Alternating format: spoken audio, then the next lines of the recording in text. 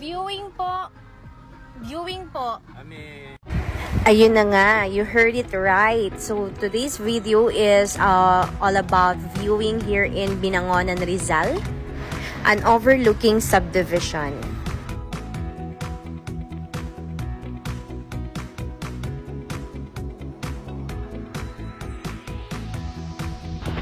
Okay, so ngayon papunta tayo sa model unit dito sa Binangonan, Rizal, Easton Park Subdivision.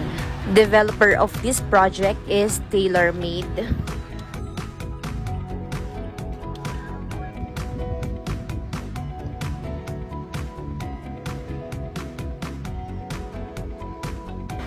As you can see, parang Japanese style yung mga project ni TaylorMade. Right now, ang ipapakita ko sa inyong house model is their townhouses, but they also have duplex type house model. Pero ongoing construction na yung kanilang duplex type house model. But right now, I'm going to show you their townhouse type A. Kapag ka type A, ibig sabihin, there are 2 carport provision for this. And ang unit na ipapakita ko sa inyo is yung corner lot nila. So, as you can see, napakaluwag ng harap ng bahay kasi it fits 2 cars here in this type A townhouse. So, ito yung loob ng bahay. This is just a dress-up unit. Later on, you will see the deliverable unit of this townhouse. So, napaka-spacious ng living area and dining area. At the same time, kitchen area for this townhouse.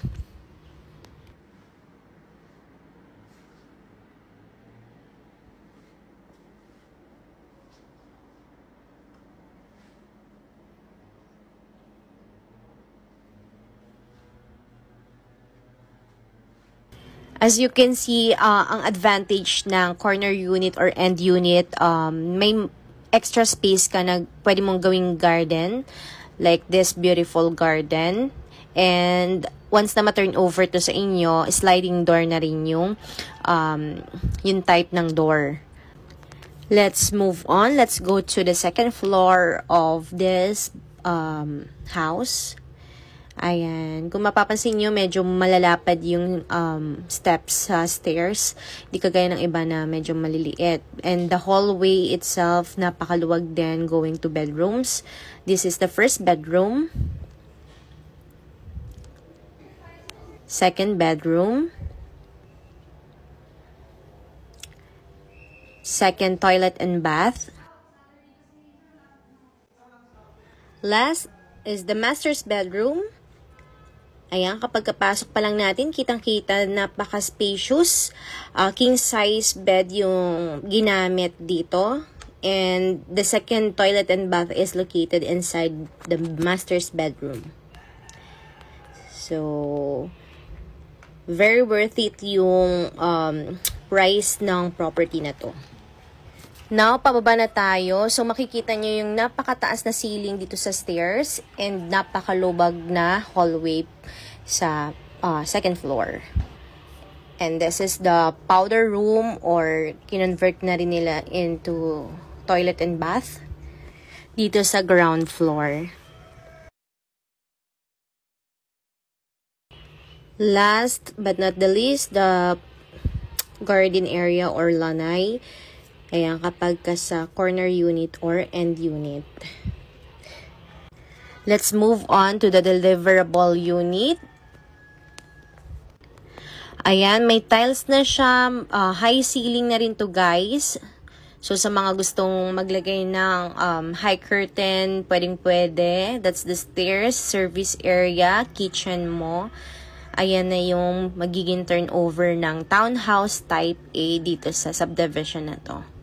Service area, ayan siya, ventilated, well ventilated naman, so pwedeng gawing laundry area or dirty kitchen.